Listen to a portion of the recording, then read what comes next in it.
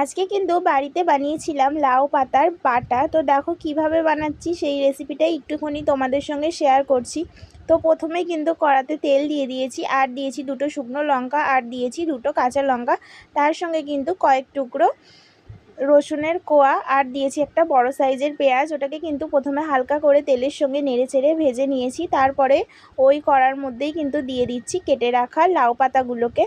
তো ওটাকেও কিন্তু পেঁয়াজ আর রসুনের সঙ্গে ভালোভাবে মিশিয়ে নিয়েছি। তারপরে ওর মধ্যে কিছুটা পরিমাণে লবণ দিয়েছি, দিয়ে কিন্তু ভালোভাবে নেড়ে চেড়ে চাপা দিয়ে কিছুক্ষণের জন্য রান্না করতে হবে। ওই নানা করে 5 মিনিট কি তাও লাগবে না।